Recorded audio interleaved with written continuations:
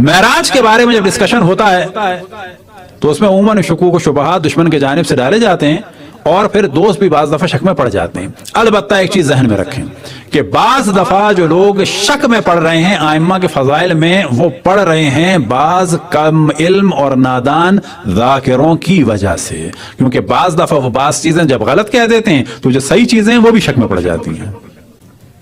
یہ ذہن میں رکھیں. ذاکروں نے بڑی خدمت کی، شعراء نے بڑی خدمت کی، لیکن اس کے معنی یہ نہیں ہوتے، علماء نے بھی بڑی خدمت کی، اس کے معنی یہ نہیں ہوتے کہ غلط بات پہ نہ ٹوکا جائے. جب بے بنیاد بات ہوگی اور بغیر دلیل کے بات ہوگی تو کیا ہوگا؟ کسی کی ایک بات میں جب شک آئے گا یا یہ نظر آئے گا کہ یہ عام طور پر اپنے پاس سے بات کرتے ہیں، تو باقی سچی باتیں بھی شک میں پڑ جائیں گی.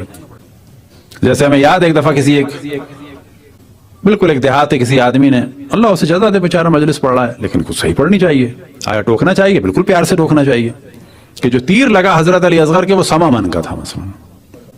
اب جب آپ 1.25 من کا تیر چلائیں گے، سارے پڑھے لکھے لوگ کہیں گے نا یہ غلط ہے، اس کا مطلب ہے پورے واقعہ کربلا میں معاذ اللہ معاذ اللہ معاذ اللہ مبالغہ ہے. تب کیا کرنا ہوگا؟ اس کو ہمیں ٹوکنا ہوگا. کیوں ٹوکنا ہوگا؟ تاکہ باقی کربلا کے واقعات شک میں نہ پڑ جائیں اس ایک آدمی کی وجہ سے. ان چیزوں کا اگر خیال نہیں رکھا، اسی وجہ سے بعض دفعہ کیا ہو رہا ہے، کبھی دوست شک میں پڑ رہے ہیں، کبھی دشمن شک میں ڈال رہے ہیں.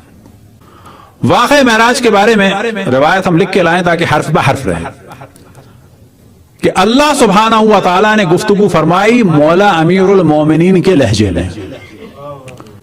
اب اس میں شک ڈالا جاتا ہے کہ جی غلو ہو گیا. کہاں سے غلو ہو گیا؟ یعنی کسی سے بھی پوچھا جائے، سنی ہو، وہابی ہو، اہل حدیث ہو، کہ اللہ نے کلام فرمایا، اچھا حضرت موسیٰ سے کلام فرمایا، اچھا حضرت موسیٰ نے آواز سنی تھی کہ ہاں سنی تھی. کہاں سے آواز نکلی تھی؟ وہ آگ سے نکلی تھی. آیا اللہ کی آواز تھی؟ تو ہمارا عقیدہ یہ ہے کہ اللہ کی اپنی کوئی آواز نہیں ہے. اللہ سبحانہ و تعالیٰ آواز کو خلق کرتا ہے، فرماتا ہے. تو جو حضرت موسیٰ سے گفتگو کی تھی، حضرت موسیٰ نے سنی تھی، ہاں سنی تھی. کوئی آواز تھی؟ ہاں آواز تھی. انسان جیسی آواز تھی یا کسی اور مخلوق جیسی آواز تھی؟ یا مثلا معاذ اللہ جانور جیسی، انسان جیسی؟ بس کوئی نہ کوئی لہجہ ہوگا کہ نہیں ہوگا؟ اچھا کوئی نہ کوئی زبان تھی کہ نہیں تھی؟ جو عبری تھی. چلو جی عبری کا لہجہ ہے کہ نہیں ہے؟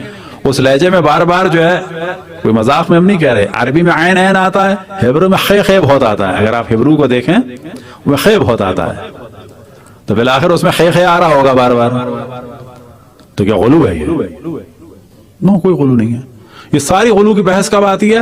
جب اہل بیت علیہم السلام کا ذکر آتا ہے. تو سوال ہوا رسول اللہ صلی اللہ علیہ وآلہ وسلم سے، تو ہم نے پہلے توجہ دلا دی.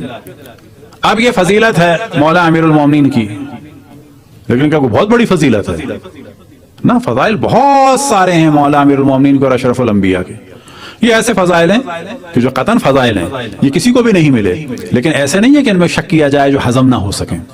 سوال ہوا سئل رسول اللہ صلی اللہ علیہ وآلہ وسلم بأي لغة خاطبك ربك ليلة المعراج، کہ اللہ سبحانہ و تعالیٰ نے، یہاں پر لغت ہے کہ کس لہجے میں آپ سے خطاب فرمایا شب معراج.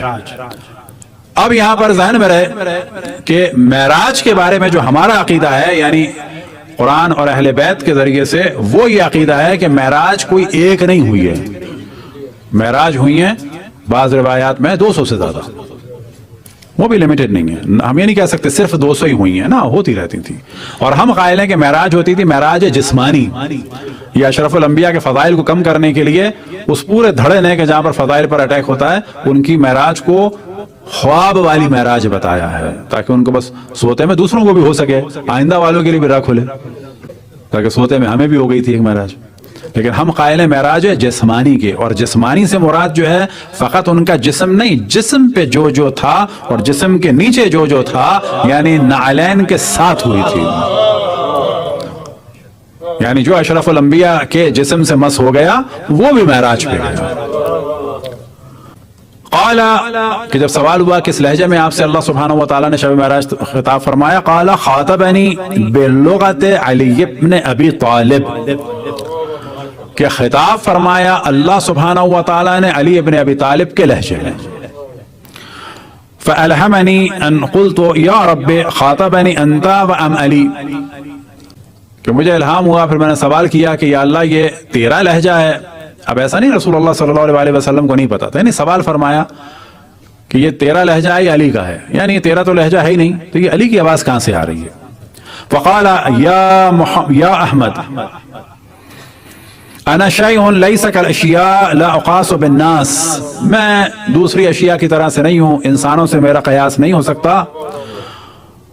اور پھر اس کے بعد فرمایا خلقتک من نوری، میں نے تمہیں خلق کیا ہے اپنے نور سے، وخلقت علی من نورک، اور علی کو خلق کیا ہے تمہارے نور سے۔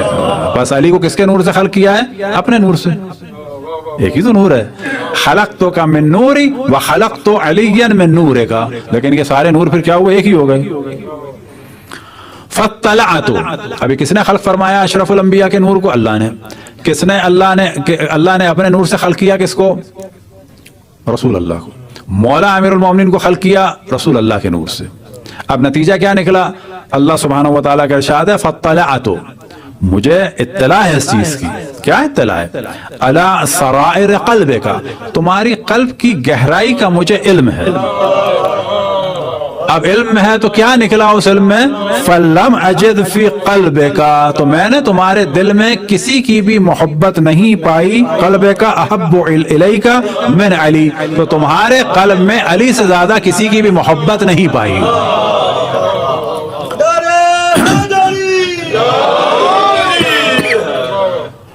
خاطبتک بلسانہ کیما یطمئن قلبک، تو بس میں نے خطاب کیا تم سے کیونکہ تمہارے دل کی گہرائی میں سب سے زیادہ محبت ہے کس کی؟ علی کی، تو میں نے خطاب کیا علی کے لہجے میں تاکہ تمہیں اطمینان ہو۔ اب یہاں پہ سوال ہوگا کہ خود اشرف الانبیاء کا اپنا لہجہ ہوتا یا اللہ کا لہجہ ہوتا؟ تو اللہ کا تو لہجہ ہے نہیں، خود اشرف الانبیاء کے لہجے میں کسی سے بات، خود اشرف الانبیاء ہی کے لہجے میں اشرف الانبیاء سے بات ہوتی تو یہ بھی دنیا میں نہیں ہوتا۔ تو اللہ سبحانہ و تعالیٰ کے لیے جو اب اہم ترین چیز تھی وہ یہ تھی کہ دیکھا جائے کہ اس ہستی کے دل میں جس کی محبت ہے اسی کے لہجے میں بات کر دوں۔ صلوات پڑھیں بر محمد و آل محمد۔ کہ دیکھیں اشعار ضروری ہیں، اس کا انکار نہیں ہو رہا، اشعار کا ایک خاص اسلوب ہوتا ہے، اور وہ ایسا اسلوب ہوتا ہے کہ وہ آپ کو پھر تقریر میں یا گفتگو میں یا لکھے ہوئے میں نہیں مل سکتا۔ تو اشعار ایک خاص صنف ہے جو ضروری ہے۔ ہمارے یہاں نوحہ، مرثیہ، سوز، سلام، یہ ساری چیزیں ضروری ہیں اور کسی کی اہمیت کو کم نہیں ہونا چاہیے۔